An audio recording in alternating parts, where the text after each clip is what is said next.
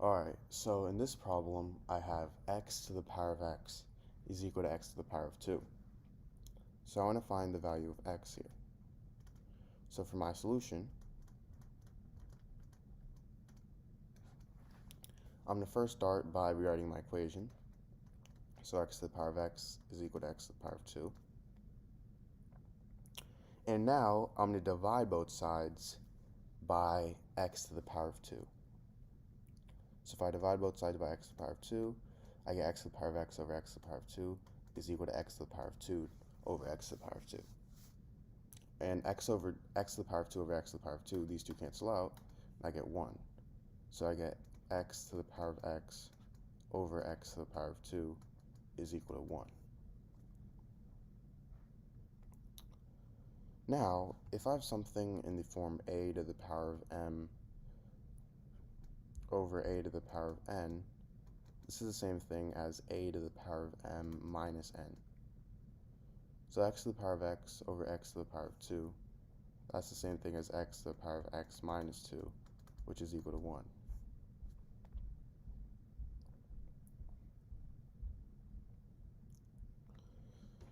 Now, I'm going to take the natural log or ln on both sides. So I get ln x to the power of x minus 2 is equal to ln 1. So if I have something in the form ln a to the power of b, I can move this exponent and b to the front. So it's going to equal b times ln a. So in this case, I have ln x to the power of x minus 2, and I can move this to the front. So I get x minus 2 times ln x is equal to ln 1. Now I can distribute the ln x, so I get x times ln x minus 2 times ln x is equal to ln 1.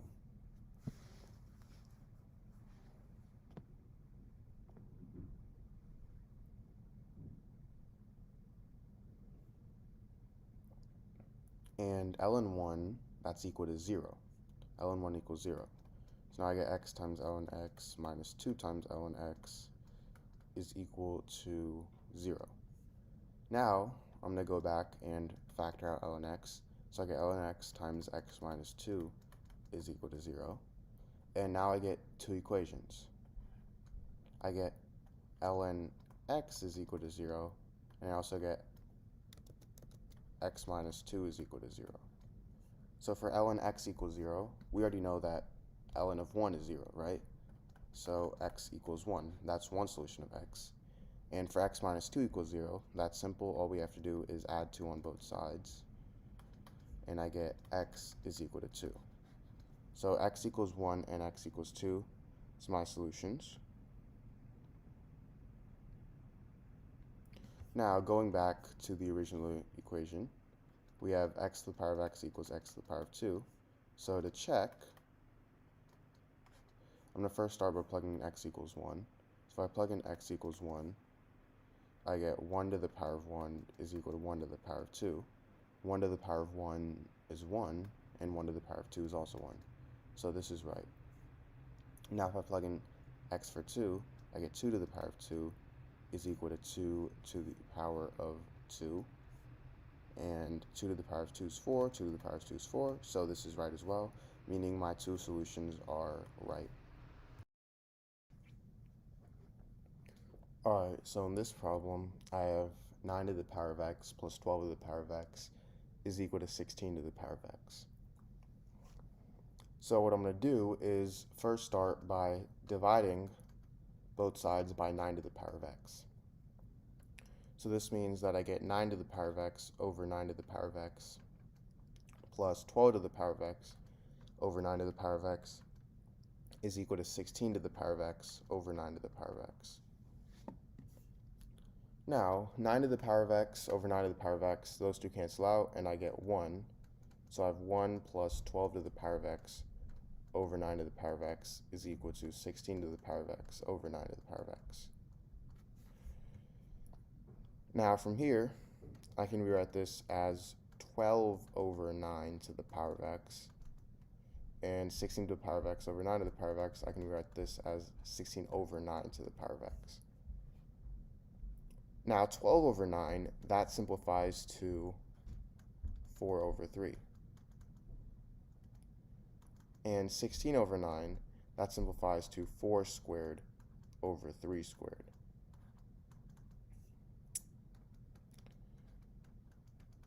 Now 4 squared over 3 squared, that's the same thing as 4 over 3 squared. And now I have this to the power of x. Now, if I have something in the form a to the power of m to the power of n, this is equal to a to the power of n to the power of m. So 4 over 3 to the power of 2 to the power of x, I can rewrite that as 4 over 3 to the power of x to the power of 2. And now I'm going to let 4 over 3 to the power of x equal to the variable u. So if I substitute in u for 4 over 3 to the power of x, I get 1 plus u is equal to u squared. And now if I subtract u and 1 on both sides, these two cancel out, and I get u squared minus u minus 1 is equal to 0. Now to solve this equation, I'm going to use the quadratic formula, which is negative b plus or minus the square root of b squared minus 4ac all over 2a. So in this case, a is 1, b is negative 1, and c is negative 1. So I get u is equal to negative of negative 1 plus or minus the square root of b squared negative 1 squared, which is positive 1, minus 4 times a, which is 1, times c, which is negative 1, all over 2a, so 2 times 1. And this is equal to positive 1 plus or minus the square root of 1 plus 4 over 2, which is equal to 1 plus or minus the square root of 5 over 2. So we have u is equal to 1 plus or minus the square root of 5 over 2. Now, remember how we let 4 over 3 to the power of x equal to u. Well, this means that 4 over 3 to the power of x is equal to 1 plus or minus the square root of 5 over 2.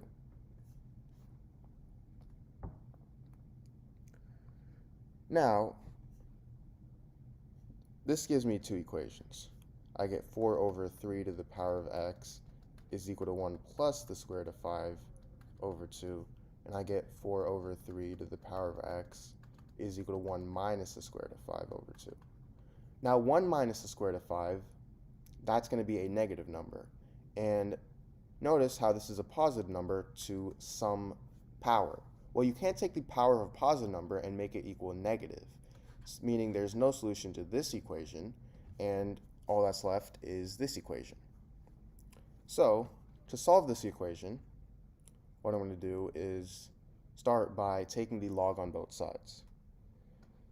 So I get log 4 over 3 to the power of x is equal to log 1 plus the square root of 5 over 2.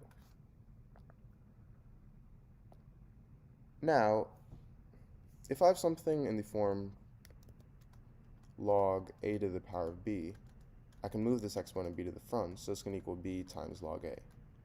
In this case, I have log 4 over 3 to the power of x, and I can move x to the front.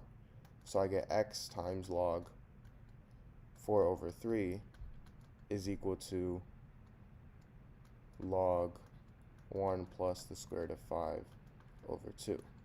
So now that x is a term, we can isolate it by dividing both sides by log 4 over 3.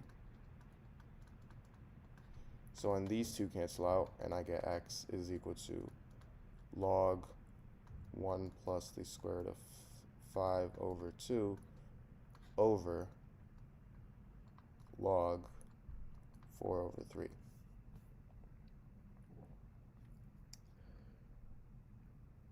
And log 4 over 3, I can rewrite that as log 4 minus log 3.